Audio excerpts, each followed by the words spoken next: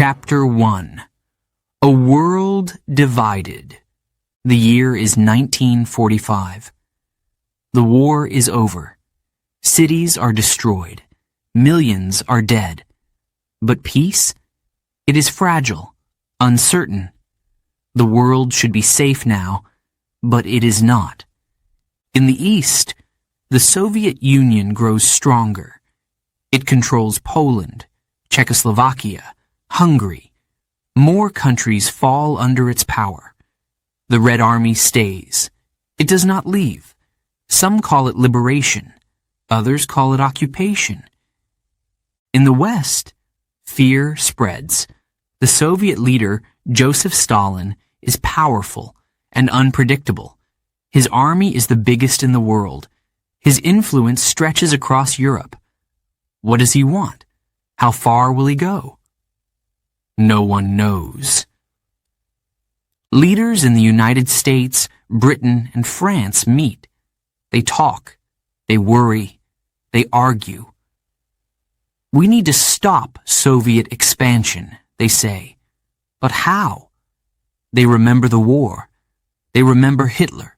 They remember how appeasement failed. They cannot make the same mistake again. A new conflict begins, not with guns, not with bombs, but with fear.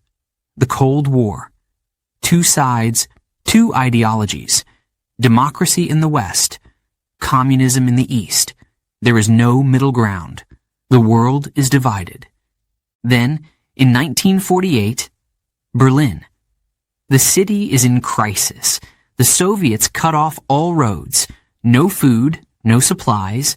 2 million people trapped. What can the West do? A difficult choice. Fight? Surrender? Number A, new plan. Something never done before. Planes, hundreds of them, flying every hour, dropping food, medicine, coal. The Berlin airlift. A victory without war. The blockade fails. But the message is clear. Stalin will not stop. Western countries must act. They need protection. They need strength. They need unity. And so, in 1949, an idea becomes reality. The North Atlantic Treaty Organization, NATO, is born. 12 countries join. The United States, Canada, Britain, France, and more. They make a promise. An attack on one is an attack on all. If war comes, they will stand together. They will defend each other.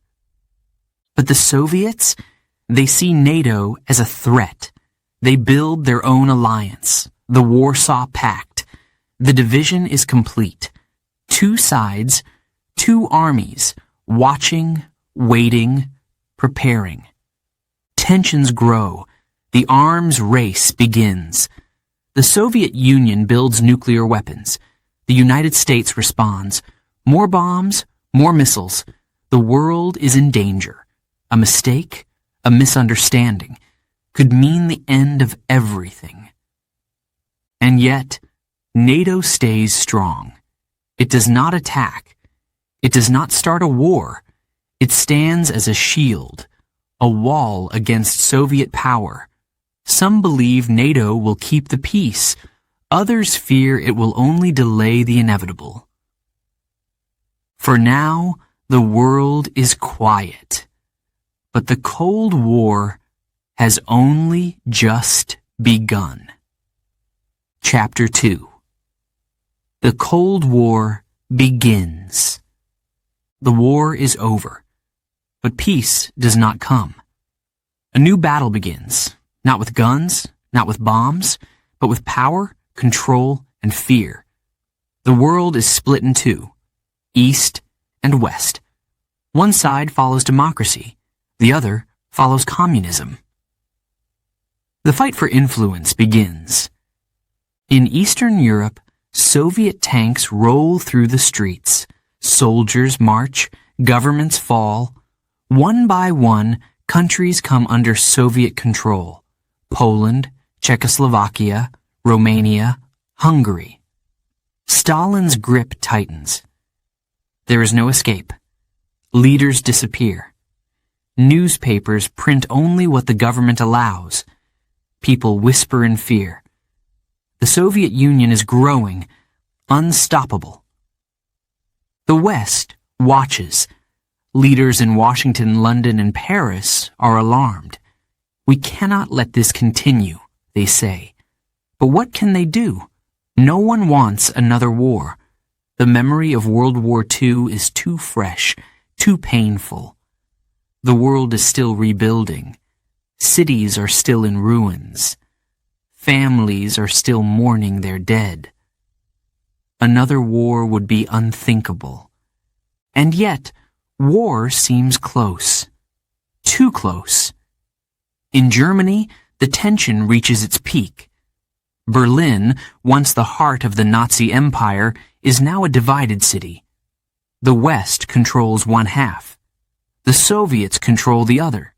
A city split between two worlds. People cross from east to west, hoping for freedom, for a better life. Stalin is angry. He wants control. He wants the whole city. He decides to act. June 24th, 1948. The blockade begins. Soviet troops surround West Berlin. No food, no fuel, no medicine. Roads are blocked. Trains stop. The city is trapped. 2 million people, cut off from the world. How long can they survive? Days, weeks. The Soviets wait. They believe the West will surrender. They believe Berlin will fall into their hands. But the West does not give up. The United States and its allies make a decision. If they cannot send supplies by road, they will send them by air. Planes fill the sky. Every hour they land in Berlin, bringing food, coal, and medicine. Pilots risk their lives, flying low, avoiding Soviet fire. The people of Berlin watch from their windows. They see hope in the sky. The Berlin airlift has begun. For almost a year, the planes do not stop. They bring everything the city needs: milk, bread, fuel, even candy for the children.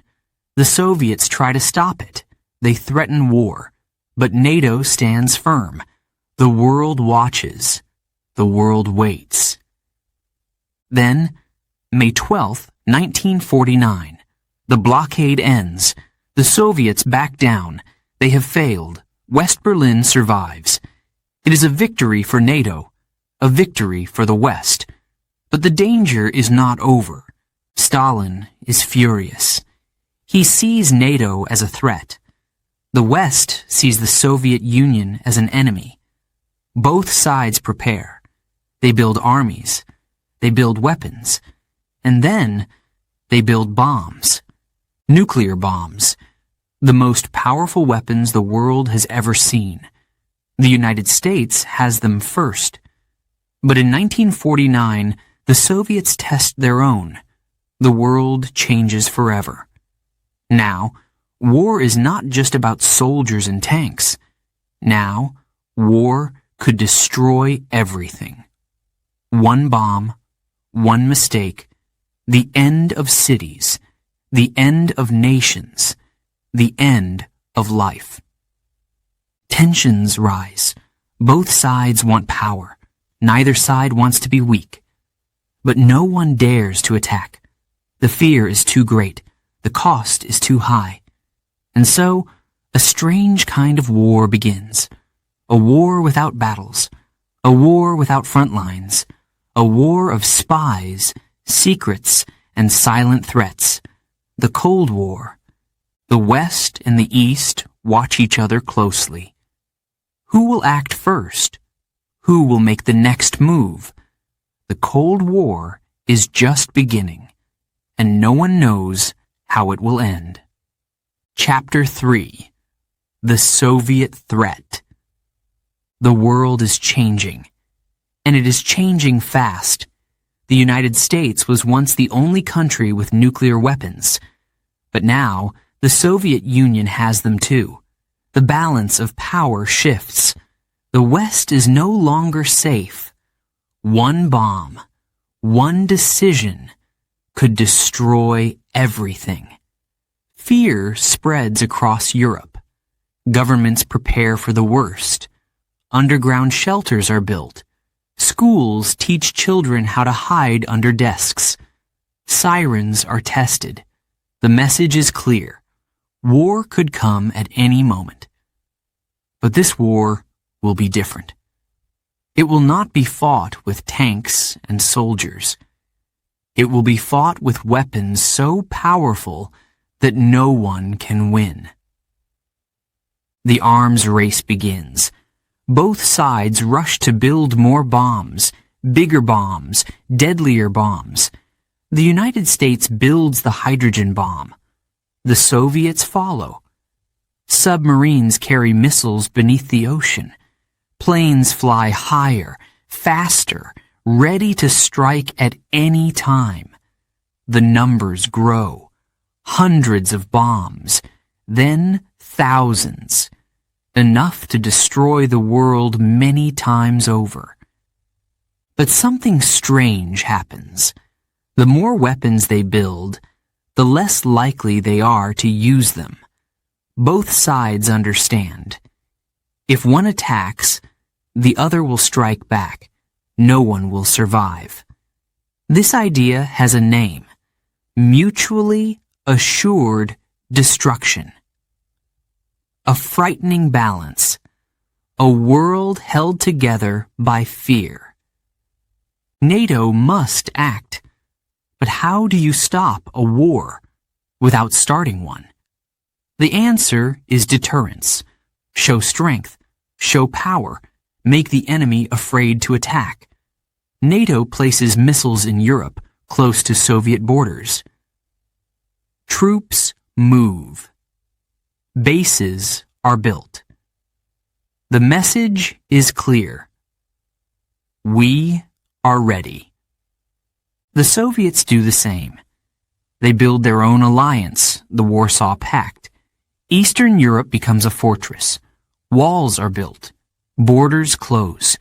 People try to escape, but many never make it. The Iron Curtain falls across Europe. Two worlds. Two enemies. No way out. The crisis grows.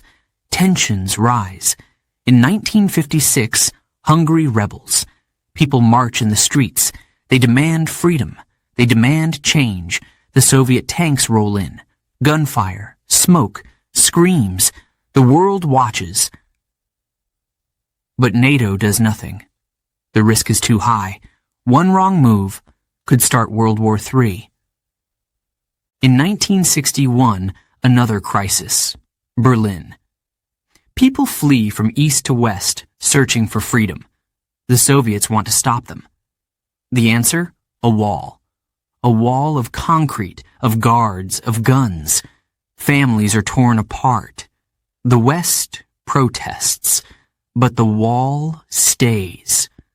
Berlin is locked in place. The world is watching, waiting. Then, in 1962, the Cold War reaches its most dangerous moment. The Cuban Missile Crisis. The Soviet Union sends nuclear missiles to Cuba, just 90 miles from the U.S. coast. The world holds its breath. American warships surround the island. A standoff. A single mistake could mean war. For 13 days, the world is on the edge. The U.S. demands the missiles be removed. The Soviets refuse. The world waits. Then, at the last moment, an agreement. The missiles leave. The crisis is over. But the fear remains. If war comes, no one will survive. Leaders on both sides begin to talk. They sign treaties. They limit weapons. They install a hotline, a direct phone line between Washington and Moscow. A small step, but an important one. The Cold War is far from over, but the world has seen the danger. The race for weapons slows, but the fear never disappears. For now, NATO stands firm. The Soviet Union remains strong. The balance of power holds. But how long can it last? The Cold War is not finished, and the future is uncertain. Chapter 4: Crisis and Conflict. The sun rises over Cuba. Palm trees sway in the warm breeze. The sea is calm. The streets are quiet. But beneath the surface, danger is growing. A secret is discovered. Planes fly high above the island. They take photographs. Long dark shapes appear in the images. Not buildings, not ships. Something worse. Missiles, Soviet missiles, pointed at the United States, ready to launch. The White House receives the news. Shock, fear, anger. The President, John F. Kennedy, gathers his advisors. The message is clear. This cannot stand. But what can they do? Bomb the sites? Invade Cuba? Block the island? Every choice is dangerous. Every choice could lead to war. The world listens. Radio stations repeat the news.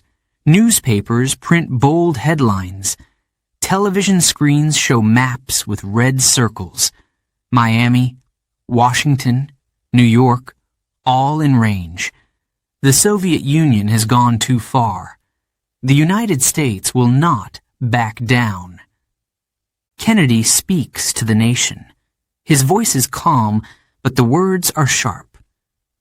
The United States will not accept Soviet missiles in Cuba. A blockade is announced. No ships will be allowed in. No weapons will reach the island. The world holds its breath. Soviet ships are on their way. Will they stop, or will they push through? One mistake, one shot, and the world will be at war. The tension is unbearable. In homes, people listen to their radios. In schools, children practice hiding under desks. In the streets, conversations are whispered. What will happen next? NATO watches. Allies stand together. Britain, France, Canada, they support the U.S., but they know the risk. If war begins, no one is safe. Nuclear weapons could destroy entire cities. Millions could die. The Soviet leader, Nikita Khrushchev, faces his own decision. His generals want to fight. His advisors say, do not show weakness. But he knows the truth. A war with NATO, a war with the U.S., could be the end of everything. The ships move closer. The U.S. Navy waits fingers on triggers. Missiles ready. One order, one signal, and the battle begins. Then, suddenly, the ships stop. The world exhales. The first step back from the edge. Talks begin. Messages travel between Washington and Moscow. The tension does not disappear, but there is hope. An agreement is reached. The Soviet Union will remove the missiles. In return, the U.S. will not invade Cuba. A secret deal is made. American missiles in Turkey will be removed later. The crisis is over. The world breathes again. But nothing is the same. The Cold War has reached its most dangerous moment. Leaders have seen how close they came to disaster. A phone line is set up. A direct link between Washington and Moscow. A way to speak, to prevent mistakes, to avoid catastrophe. The Cold War continues, but now the danger is clear. The world has changed. The stakes are higher. The next crisis could be worse. NATO must remain strong. The future is uncertain, and the battle for power is far from over. Chapter 5. The Warsaw Pact, an enemy alliance. The world is divided. 2 alliances, 2 enemies. NATO in the west, the Warsaw Pact in the east. Both sides prepare for war, a war that no one wants to fight. Soldiers train, tanks roll through cities, missiles stand ready. A single spark could set everything on fire. In 1955, the Soviet Union makes its move. NATO is strong, so the Soviets must be stronger. 8 nations join together: Poland, East Germany, Czechoslovakia, Hungary, Romania, Bulgaria, Albania, and the Soviet Union. They sign an agreement, a promise, a warning. An attack on one is an attack on all. It is more than just words. The Soviet Union controls everything. Its army is the biggest. Its leaders give the orders. The other nations must follow. They have no choice. The Warsaw Pact is not just a military alliance. It is a tool, a weapon, a way to keep the Soviet Empire together. Tensions rise. The West watches. NATO is ready. But the real danger does not come from the outside. It comes from within. People in the East are unhappy. They do not want Soviet control. They dream of freedom. They whisper about democracy. They look to the West and wonder, could life be different? Then, in 1956, it begins. Hungary. Protests in the streets. People demand change. They want elections. They want freedom of speech. They want Soviet troops to leave. The government listens. A new leader comes to power. He promises reform. The people cheer. They celebrate. They believe change is coming. The Soviet Union does not agree. Moscow sends tanks. Soldiers march into Budapest. The fighting begins. Gunfire, explosions, cries for help. The people resist. They throw stones. They make barricades. They fight for their future. But they are no match for the Soviet army. The world watches. NATO watches. But no one comes to help. The risk is too great. If NATO acts, the war could spread. It could become something worse. The Hungarian fighters stand alone. The battle does not last long. The Soviets crush the rebellion. Thousands die. Thousands more flee. The revolution is over. The message is clear. No one can leave the Warsaw Pact. 12 years pass. Another country, another uprising. Czechoslovakia, 1968. A new leader rises, Alexander Dubček. He speaks of change, a new kind of socialism, freedom of the press, freedom to travel, a better life. The people are hopeful. They believe this time will be different. The Soviet Union is afraid. If one country breaks free, others may follow. The Warsaw Pact must stay strong. Moscow waits. Then, one summer night, the decision is made. Tanks roll in. More than 200,000 troops cross the borders. Soldiers from Poland, East Germany, Hungary, Bulgaria. The invasion has begun. The people protest. They hold flags. They sing songs. They block roads with their bodies. But they do not fight. They do not have weapons. They have only words. "Go home," they shout. "We are not enemies." But the soldiers have their orders. The government falls. The dream of freedom is crushed again. The West sees everything. NATO leaders meet. They talk, they argue, but they do not act. The truth is painful. This is the Soviet Union's world. NATO cannot interfere.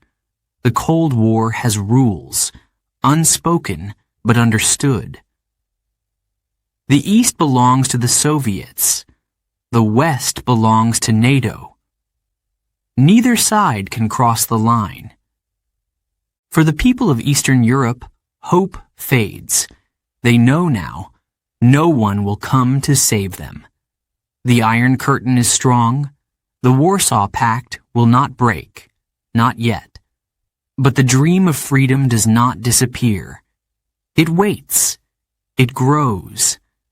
And one day, it will rise again. Chapter 6. The Berlin Wall Falls. What now? The night is cold. The air is still. People gather in the streets, their faces filled with hope, fear, disbelief. For years they have waited. For years they have dreamed of this moment. But is it real? Can it really be happening? A wall has stood between them for decades. A wall of concrete, of steel, of armed guards. A wall that separated families, friends, lives. No one crossed without permission. No one left without risk. Those who tried were stopped. Some escaped. Many did not. For years the world accepted it. The East belonged to the Soviets. The West remained free. But now, something is different. Something is changing. The people of East Germany are no longer afraid. They march. They shout. They demand freedom. The government wavers. The pressure is too much. And then the words are spoken. A press conference, a mistake. A government official speaks too soon, too carelessly. The border is open, he says. The people hear it. They believe it. They rush to the wall. They demand to cross. The guards do not know what to do. Their orders are unclear. They wait. The crowd grows. Thousands now, pushing, calling, celebrating. Then a single moment. One decision. A gate opens. A rush of people floods through. Families embrace. Strangers cheer. Tears fall. The world watches. Television screens show the impossible. People climb the wall. They take hammers, chisels, bare hands. Piece by piece, the wall begins to break. Concrete crumbles. The symbol of division, of control, of fear, falls. The Cold War is over. But what now? NATO was created to stand against the Soviet Union. The Soviet Union is gone. Some say NATO should end, that its purpose is finished. But others see a different future. The world is still uncertain. Power is shifting. New dangers may come. Eastern European nations, once trapped behind the Iron Curtain, look to NATO. They want protection. They want security. They want a place among the free. One by one they join. Poland, Hungary, the Czech Republic. More follow. The alliance does not shrink. It grows. Russia watches. Russia is not pleased. NATO moves closer, step by step, border by border. Promises were made, some say. NATO would not expand. But it does. Trust fades. Suspicion rises. The world is changing again. New threats emerge. Terrorism, cyber warfare, regional conflicts. NATO adapts. New missions, new battles, but old tensions never disappear. The Cold War may be over, but history is never truly finished. For now, NATO remains. It stands as a shield, a symbol of unity. But the question remains, for how long and at what cost? Chapter 7. NATO expands. Russia reacts. The Soviet Union is no more. Its empire has collapsed. The Cold War is over. Countries that once lived under Soviet control now have a choice. They can decide their future. They can choose a new path. And many look to the West. The world watches as history unfolds. Poland, Hungary, the Czech Republic, nations that once belonged to the Warsaw Pact, knock on NATO's door. They want security. They want protection. They want to be part of something stronger. They remember the past. They remember Soviet tanks rolling through their streets. They do not want it to happen again. In 1999, their wish is granted. NATO accepts them. The alliance grows. New members, new borders, new commitments. The old division between East and West begins to disappear. But not everyone is pleased. In Moscow, frustration grows. Russia watches, Russia warns. It remembers a different time, when its influence stretched across Eastern Europe. It remembers being a superpower, a force the world feared. Now, its power is weaker. Its voice is quieter. But it is not silent. More countries follow. Estonia, Latvia, Lithuania, once part of the Soviet Union itself, join NATO. Bulgaria, Romania, Slovakia, Slovenia. One by one, the alliance expands. A promise was made, some say. NATO would not move east. But now, it stands on Russia's doorstep. Tensions rise. Russia feels surrounded. It sees NATO troops in places that were once under its control. It sees missiles, bases, military exercises. NATO says, we are a defensive alliance. It says, we do not seek war. But Russia does not believe. In 2008, a new crisis begins. Georgia, a former Soviet republic, wants to join NATO. Russia sees this as a threat. It warns, it threatens, and then it acts. Russian tanks cross into Georgia. A short war. A clear message. Moscow will not allow NATO to come any closer. The world takes notice. NATO takes notice. But Georgia is not a member. There is no obligation to defend. The alliance watches, it condemns, but it does not intervene. Russia has drawn a line. Years pass, the tension does not fade. NATO continues to expand. In 2014, another shock. Ukraine, a revolution, a government falls. The people demand change.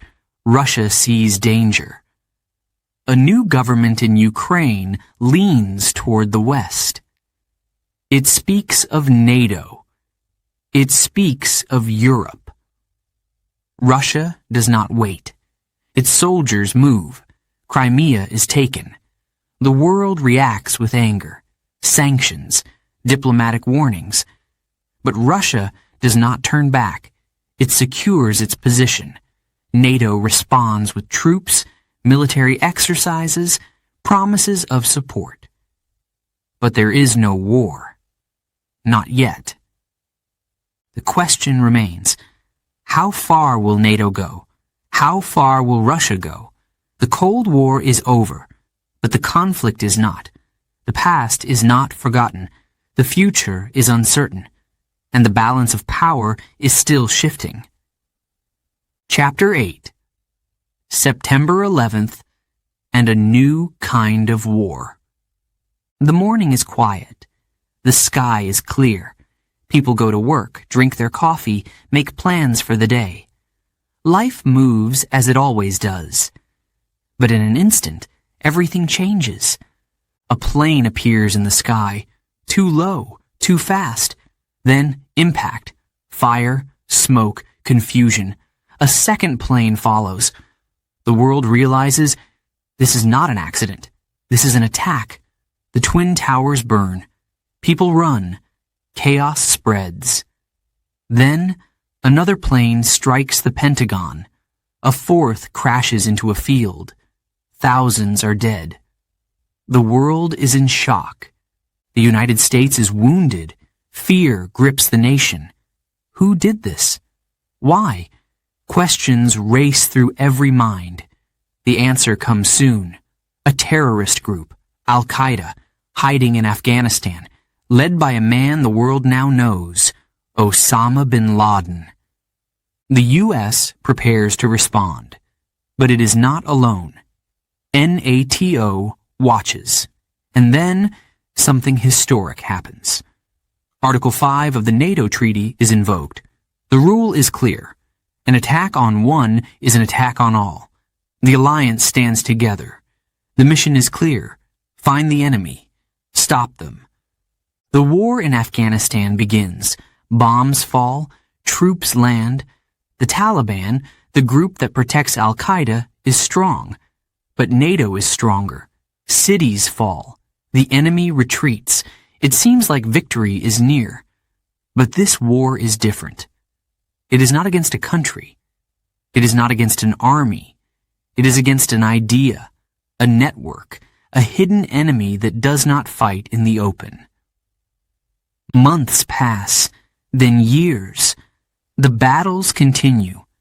NATO soldiers patrol villages, search for militants, try to rebuild. But the enemy hides in the mountains, in the deserts, among the people. The war does not end. Doubt grows. Is NATO ready for this kind of war? This is not the Cold War. There are no borders to defend, no armies to face. The battlefield is everywhere, and the price is high. Soldiers die. Resources are drained. Public support fades. Then, after years of searching, a message comes. A mission has been completed. Osama bin Laden is dead. The world takes a breath. But the war is not over. The Taliban regroups. Attacks continue. After 20 years, NATO makes a decision. It is time to leave. Troops withdraw. The Afghan government must stand alone, but it does not last. In days, the Taliban returns. The war ends where it began. The world watches. Some call it failure. Some say it was never NATO's fight. But one thing is certain. The world has changed. War is no longer just nations against nations. It is different now, and NATO must change too. Chapter 9. Ukraine. The tipping point. The streets of Kyiv are alive with voices. People gather in the cold, wrapped in coats, holding flags, standing together. They chant, they sing, they demand change. Their government has chosen a different path, one that leads back to Russia. But the people want something else. They want Europe. They want democracy. They want freedom. At first, the protests are peaceful, but the government is afraid. It sends police, then soldiers. Rubber bullets turn to real bullets. Smoke fills the air. The world watches as the conflict grows. The people refuse to back down. They build barricades. They fight. They fall. Then, suddenly, the government collapses. The president flees. The people celebrate. A new Ukraine is born. But far away, in Moscow, another plan is unfolding. The Kremlin sees chaos, sees an opportunity. Russian soldiers move, quietly, quickly, without warning. Crimea is surrounded. Military bases fall without a fight. The Russian flag is raised. A part of Ukraine is gone. The world reacts. NATO holds emergency meetings. Leaders speak in strong words. Sanctions are placed, but no troops are sent. No war begins. Russia says Crimea has chosen its future. NATO says it is an invasion. But neither side takes the first step toward battle. Then, the war spreads. Eastern Ukraine erupts in fighting. Armed groups take control of cities. Ukraine fights back. But it is not a fair fight. Weapons come from across the border. Soldiers without uniforms appear in the night. The front lines shift. Villages burn. Families flee. Years pass. The war does not end. Ceasefires come and go. But the fighting never stops completely. Then one day, the world wakes up to something bigger, something worse. Tanks roll across the border. Missiles rain down on Ukrainian cities. Explosions light up the sky. This is no longer a hidden war. It is an invasion. A full-scale attack. Ukraine fights back. The world watches in shock. NATO responds, but carefully. No troops, no direct battle. Instead, weapons flow. Ammunition, drones, missiles, money. Ukraine is not alone, but it is still outnumbered. Russia warns. Stay out, it says. This is our war. NATO stands firm. We defend democracy. The tension rises. Leaders meet, troops move, borders are reinforced. Europe prepares. The war drags on. Cities are reduced to rubble. Millions flee their homes. The cost is high. The end is unknown. The question is whispered across the world. Could this become something more? Could this be the start of something even worse? The Cold War ended long ago, but something new is forming. A different kind of conflict, a different kind of danger. The future is uncertain, but one thing is clear. NATO and Russia are closer to the edge than ever before. Chapter 10. The NATO-Russia conflict today. The war rages on. Cities burn. Families flee. Ukraine fights for survival, outnumbered but not broken. The world watches. Some send weapons. Some send money. But NATO does not send troops. It is not their war. Yet, it feels closer every day. Leaders meet behind closed doors. Decisions are made. How much help is enough? How much is too much? They must walk a thin line. Support Ukraine, but do not start a world war. Russia watches every move. It warns, it threatens. The message is clear. Stay out. But NATO does not back down. Along the borders, soldiers stand ready. Poland, Estonia, Latvia, Lithuania. Bases grow. Tanks arrive. Fighter jets patrol the skies. NATO strengthens its front. A clear signal to Moscow. This far, no further. The threats do not stop. Nuclear warnings. Cyber attacks. Misinformation spreads like wildfire. Trust is fragile. The world holds its breath. Could this be the start of something more? A new Cold War? Or something worse? Sanctions hit Russia hard. Its economy shakes. Protests rise. But the Kremlin stands firm. We will not lose, they say. The battle continues. The cost grows. Both sides dig in. Peace talks come and go. But no one surrenders. Tensions rise beyond Ukraine. Finland, and Sweden, once neutral, seek NATO's protection. A historic change. Russia is surrounded. More borders, more bases. Moscow calls it a provocation. NATO calls it defense.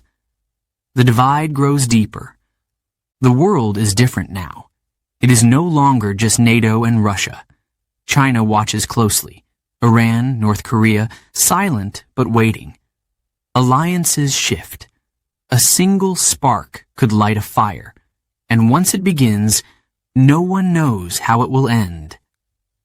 For now, the war continues. The future is uncertain. NATO stands firm. Russia does not yield, and the world waits, hoping that history does not repeat itself. Chapter 11. NATO's biggest challenges. The world is changing. New threats, new wars, new enemies. But NATO remains. It was built to defend, built to protect, built to stand strong against any danger. Yet now questions grow. Some ask if it is still necessary. Some wonder if it is strong enough. Others fear it is too powerful. Inside NATO, voices clash. Leaders argue. Who should pay? Who should fight? Some nations spend more, some spend less. The United States carries the greatest burden. It demands fairness. Europe must do more, it says. Some agree. Some resist. The debate does not end. The battlefield is different now. No longer just tanks and soldiers. No longer only about borders. Wars are fought in cyberspace. Attacks come without warning. Hacking, misinformation, silent weapons that cannot be seen but can cause chaos. NATO must prepare for the unseen enemy. Terrorism remains a shadow over the world. The wars in Iraq, in Afghanistan, in Syria, NATO was there. Troops were sent, battles were fought, but victory was unclear. Some say NATO failed. Some say it was never its fight. Now, NATO faces the question, should it intervene again, or should it stay away? Tensions inside the alliance grow. Some leaders question their loyalty. Some nations move closer to Russia, to China. Trust is tested. Alliances are shaken. Yet NATO still stands. Its members still meet. Promises are still made. An attack on one is an attack on all. But do all nations believe in those words? In the East, Russia watches. In the Pacific, China rises. The world is no longer the same. NATO was made for one enemy. But now, the threats are many. Can it face them all? Can it survive in a world that no longer looks like the one it was created to protect? For now, NATO holds together. But the cracks are visible. The future is uncertain. The world waits to see what comes next. Chapter 12. The future of NATO. The world is uncertain. Conflicts rise, technology advances, old alliances are tested, new enemies appear.